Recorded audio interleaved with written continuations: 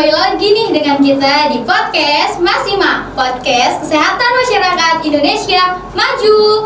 Nah, teman-teman, perkenalkan dulu nih. Nama aku Ayu Suranti Lisriani selaku pembawa acara di podcast Masima kali ini. Nah, teman-teman, for your information nih, untuk di podcast Masima kali ini itu tuh diprakarsai oleh Direktorat Hubungan Komunikasi dan juga Direktorat Sosialisasi Masyarakat Himpunan Mahasiswa Kesehatan Indonesia Maju. Oke, teman-teman, pasti kalian juga udah lihat nih kan di judul podcast kita kali ini. Kita tuh akan ngebahas suatu isu dan suatu bentuk ya dari salah satu kenakalan remaja, yaitu perilaku merokok. Nah, teman-teman, kalian kan udah tahu, bahkan kita juga udah sama-sama tahu, untuk di Indonesia sendiri bukan hanya orang dewasa saja yang merokok, tetapi orang remaja seperti anak SMA, anak SMP, bahkan anak SD pun sudah mencoba-coba gitu untuk merokok seperti itu. Dan satu lagi, Indonesia itu sebagai salah satu negara pemasok tembakau terbesar di dunia. Nah, isu ini juga sangat hangat sekali diperbincangkan oleh aktivis kesehatan masyarakat, terutama di kalangan mahasiswa kesehatan masyarakat. Nah, untuk itu kami dari podcast Masima sudah mendatangkan seorang pembicara yang sangat luar biasa sih menurut aku, karena dia ini selain sebagai mahasiswa Universitas Indonesia Maju, dia juga sebagai aktivis tobacco control. Langsung saja nih teman-teman, kita ke Kak Farel Dimasri di sono. Halo. Halo Kak Farel. Buka dulu dong maskernya. Buka. Nah, teman-teman, kan ada pepatah bilang tak kenal maka tak sayang. Maka izinkan Kak Farel nih untuk memperkenalkan diri secara singkat. Yo, mangga Kak Farel. Oke, perkenalan diri ya. Nama lengkap aku Farel Dimasri Wisono, tapi biasa kawan-kawan manggil aku Farel. Dan aku di sini diminta ya sama teman-teman dari HMKM 5 untuk berbincang lah mengenai isu pengendalian tembakau. Dan juga memang kebenaran juga aku itu secara tidak langsung ya lagi concern juga oleh isu pengendalian tembakau ini, karena aku juga bergabung dalam Ikatan Senat Mahasiswa Kesehatan Masyarakat Indonesia. Dan mungkin itu aja. Yes. Bangga sekali ya bahwa UIMA itu memiliki seorang mahasiswa yang sangat hebat gitu dalam organisasi, juga beliau juga berprestasi seperti itu. Kak Farel, gimana nih kabarnya Kak Farel? Alhamdulillah baik. Baik. Gimana? Mungkin teman-teman ada yang pengen tahu Kak Farel udah punya pacar belum? Kemarin udah punya. Oh, udah punya ya? Ayo udah punya. Aku udah. Tapi kalau Kak Farel mau jadi yang kedua boleh? Aduh, temen-temen gak mau. Oke, baik. Kak Farel nih di SMKMI sebagai Badan Tobacco Control ya Kak? Itu tuh bergerak seperti apa sih Kak, Badan Tobacco Control itu?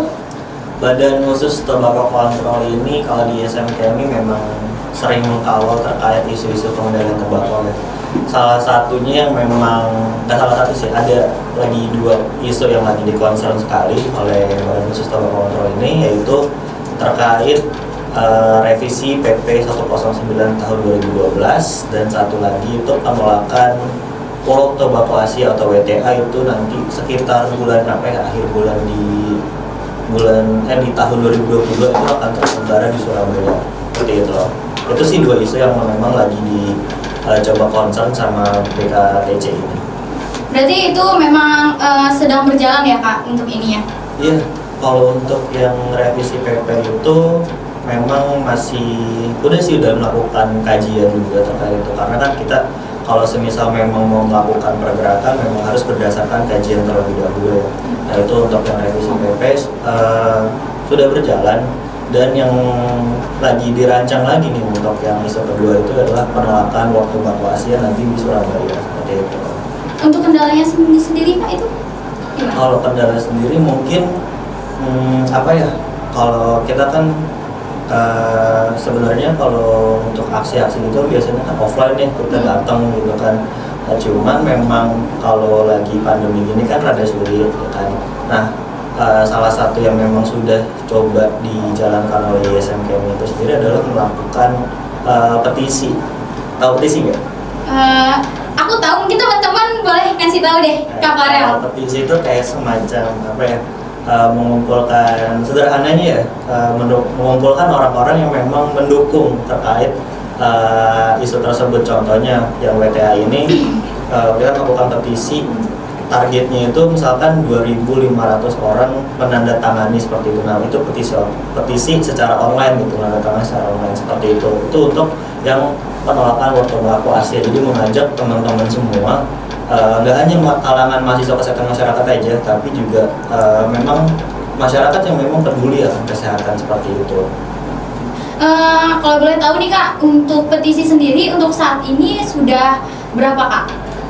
Terakhir itu kalau dilihat kurang tahu juga ya, belum ngecek lagi gitu, karena emang udah dari sekitar semingguan itu emang signifikan sih, udah banyak yang ngisi.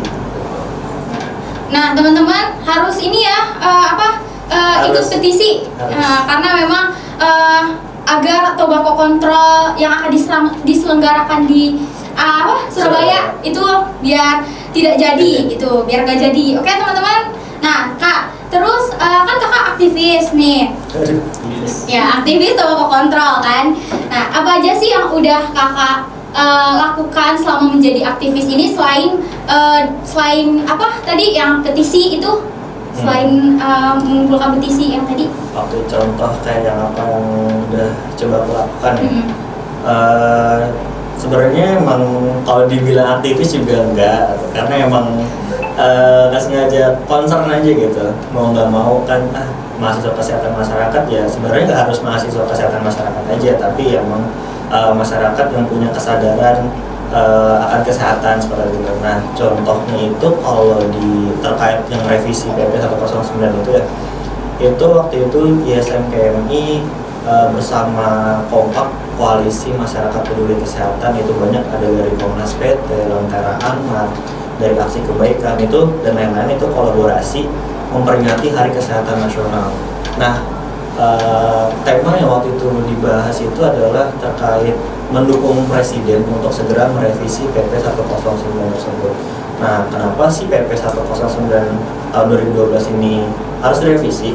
Karena dinilai PP tersebut tuh sudah tidak lagi efektif untuk menurunkan prevalensi perokok anak.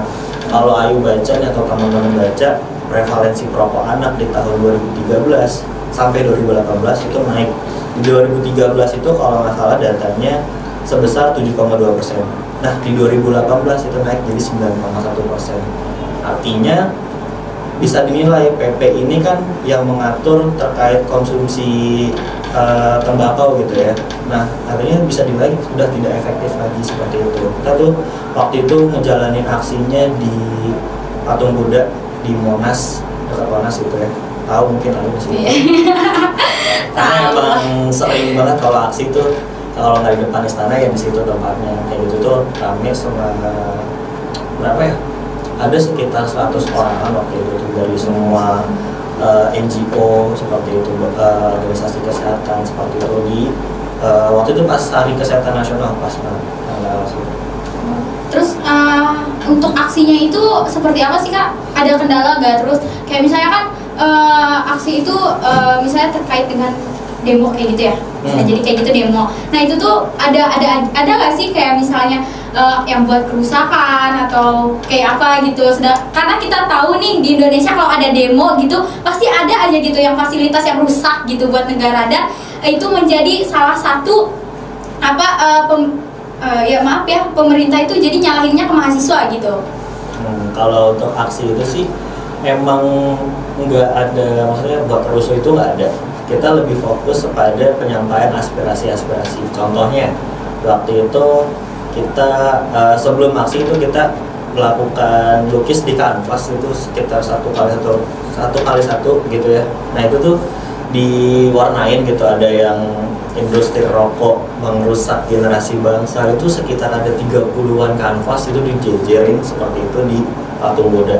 Terus setelah itu ada lagi orasi-orasi gitu, terkait ya lebih memfokus pada penyampaian aspirasi aja, tidak ada yang kerusuhan-kerusuhan itu seperti tidak ada. Terus juga nyanyi ini ya kayak konser kecil-kecilan seperti itu. Jadi memang udah fokusnya untuk kita nih laksanain aksi ini, emang kita pengen nyampein aspirasi apa sih, keresahan kita gitu, biar Pak Presiden ini tuh dengar kayak gitu.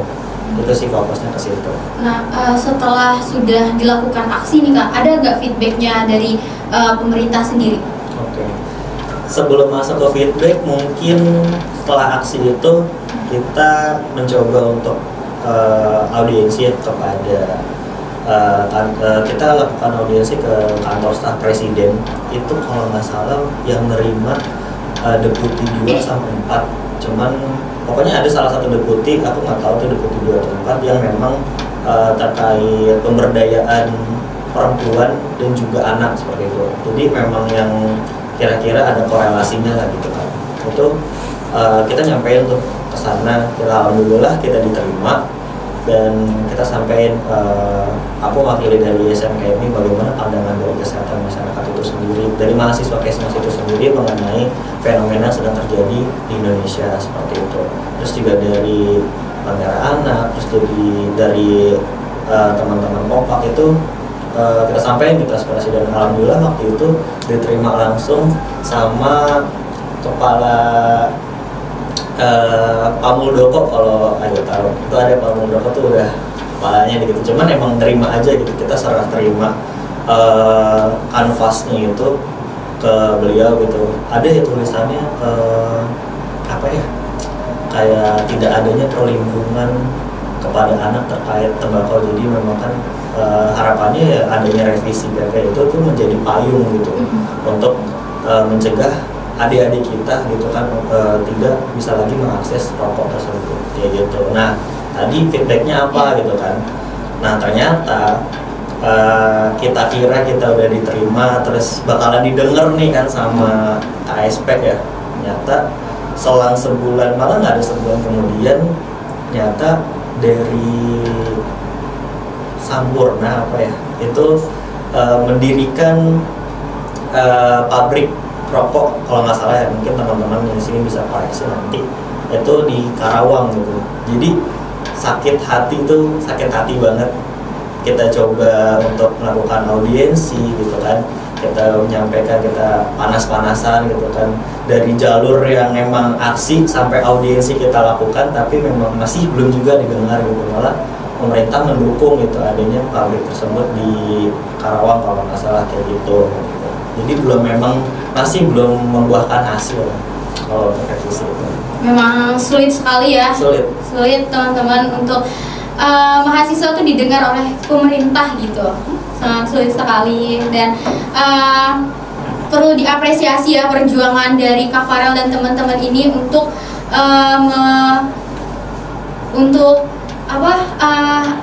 mengusahakan gitu agar tobacco control ini benar-benar bisa bisa dikendalikan gitu, apalagi di kalangan anak-anak ya Kak. Bahkan anak SD juga kan ngerokok tuh ya Kak. Gimana sih Kak cara kita gitu biar bisa mencegah rokok sejak dini gitu Kak? Oke, sebenarnya kalau untuk mencegah ini kan memang dari si anaknya ini yang belum kenal rokok lah ya gitu kan.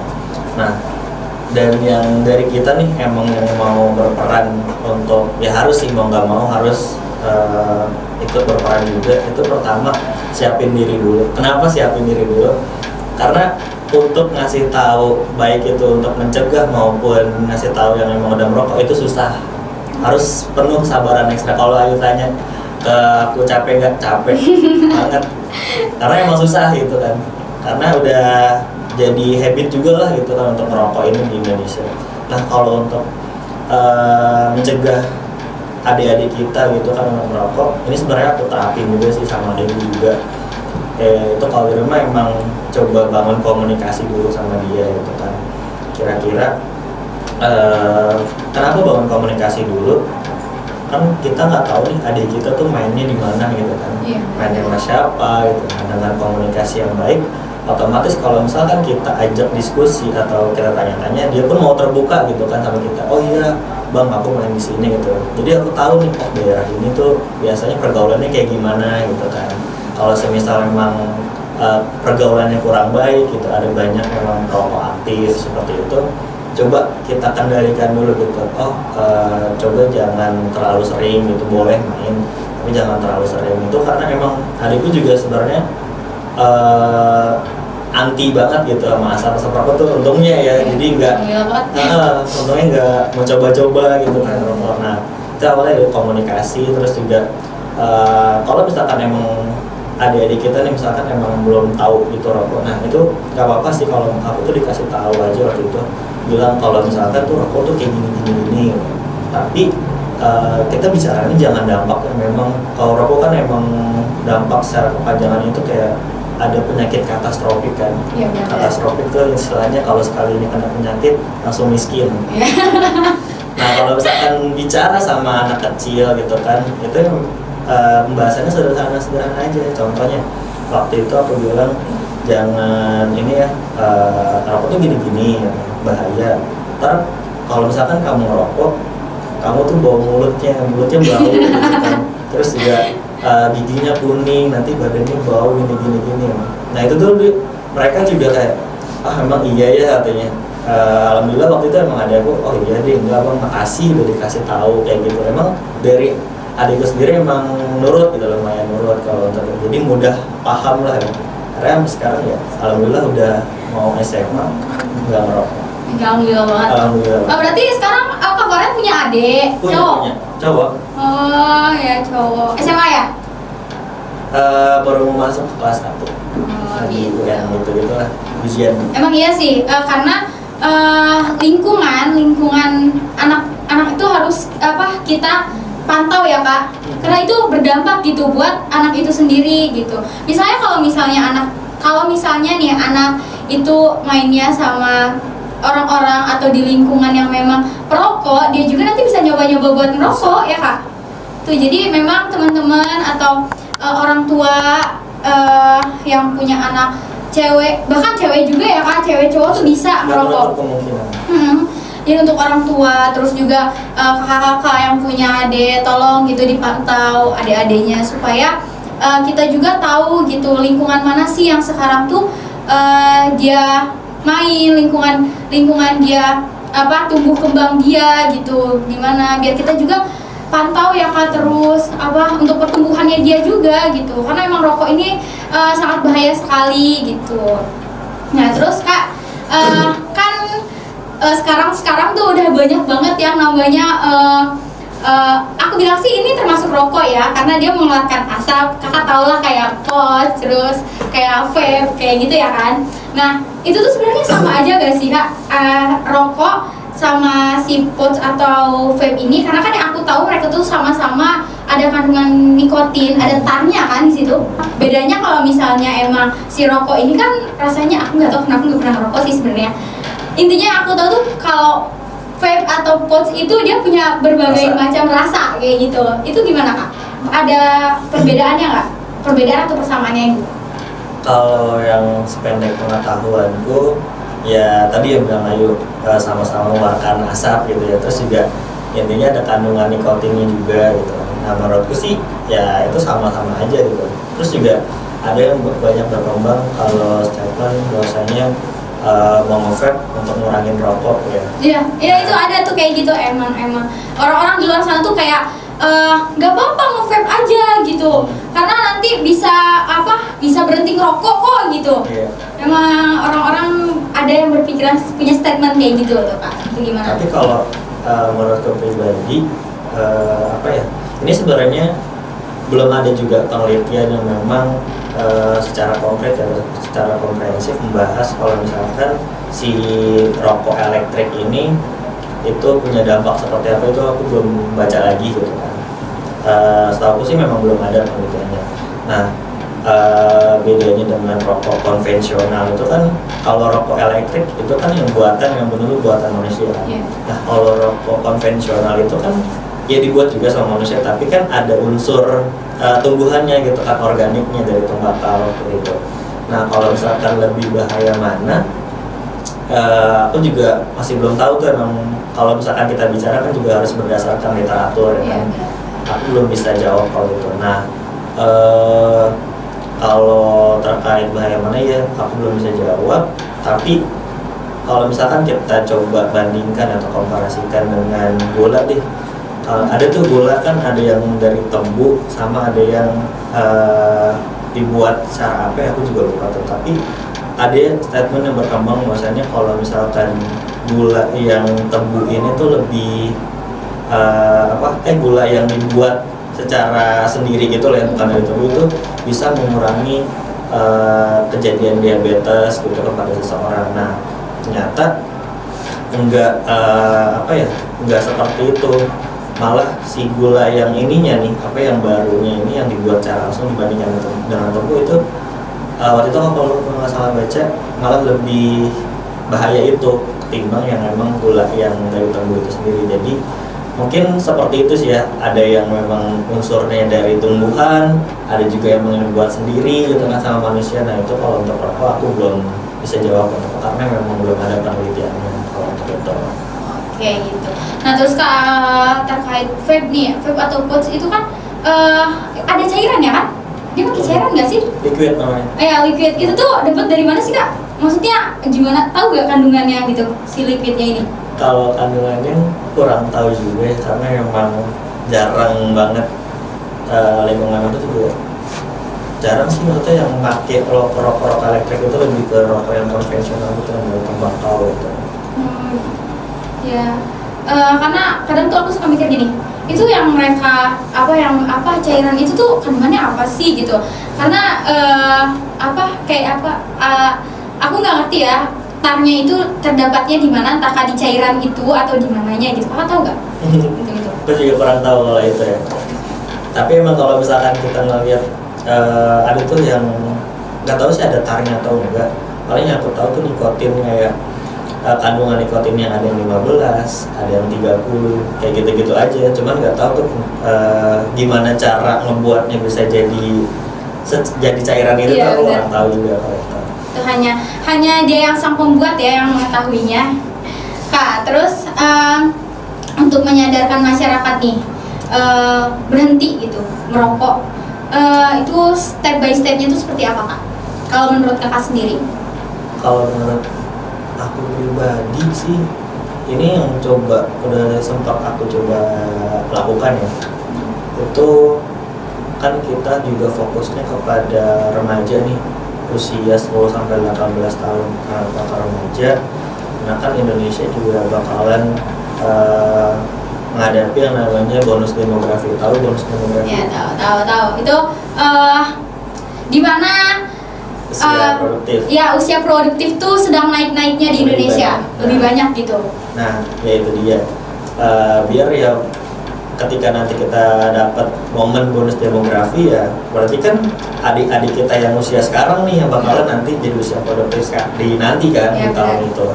Nah itu kita menyiapkannya dengan cara, kalau dari ISM Kemu sendiri itu sering kolaborasi dengan LSM atau NGO terkait keremajaan gitu. Salah satunya itu ada di Lentera Anak di bidang Young Health Program.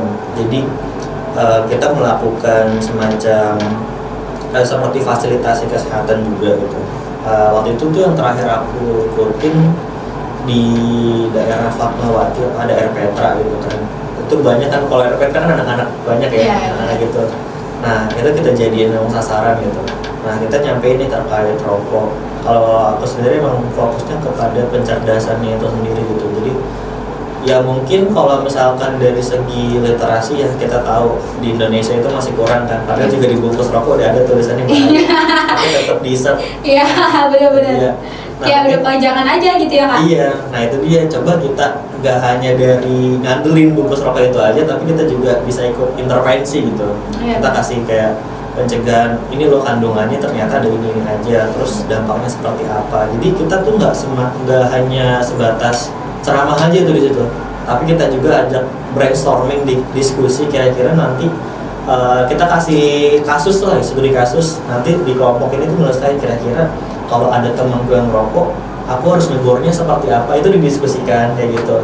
Jadi mereka pun yang memang sudah mempunyai kesadaran untuk berhenti merokok dan juga ingin ngajak temennya untuk berhenti, mereka tuh justru bisa diskusi. Oh menurut aku tuh kalau misalkan ngingetin si A untuk berhenti rokok kayak gini, terus tapi kayaknya lebih bagus kayak gini, dan nanti kan hasil diskusi itu bisa diolah ya kan, bisa diolah jadi dijadikan formula. Oh ternyata tuh yang lebih bagus untuk menegur teman kita yang rokok tanpa menyinggung tuh ternyata seperti ini. Jadi kan semacam kita menjadikan anak-anak itu sebagai pionir lah, sebagai pionir untuk yang dalam pengendalian tembakau itu sendiri. Jadi dari kecil memang kita ditanamkan bahwasannya rokok itu seperti ini. Terus kalau misalkan ada teman kamu tegur yang lagi ngerokok tuh harusnya kayak gini. Jadi tuh mereka nanti coba kembangkan juga. Oh aku waktu itu ikut acara ini tuh ternyata kayak gini tahu untuk negurnya kayak gitu. Nanti dari temannya ini yang dikasih tahu, ntar nyebar lagi.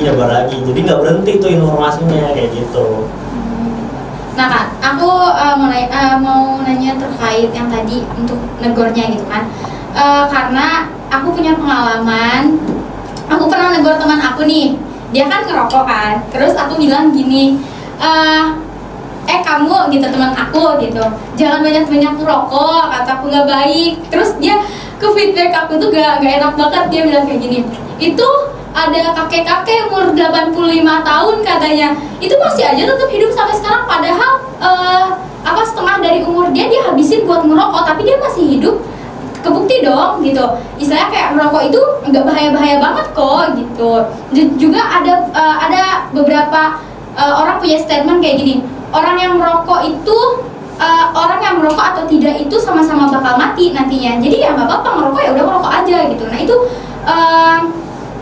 pertanyaan kakak kan laki-laki nih. Nah menurut kakak tuh gimana sih orang yang punya statement kayak gitu tuh? Karena iya maksudnya kita kan menyebarkan kebaikan lah istilahnya gitu, mengingatkan gitu, tapi feedbacknya kita tuh gak baik gitu. Oke, kalau misalkan yang pertama ya terkait kakek-kakek yang udah usia sampai puluhan tahun lah ya, padahal dia sering merokok tapi masih sehat-sehat aja. Nah itu adalah semacam memang anomali ya, banyak sekali memang yang berkembang gitu statement kayak gitu di masyarakat.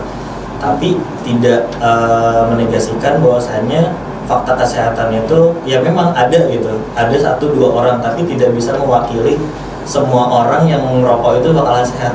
Karena faktanya adalah ribuan, bahkan juga jutaan itu gara-gara perilaku merokok itu memang berakhir dengan penyakit-penyakit seperti itu, kayak katastrofik ya contohnya, serangan jantung seperti itu kan.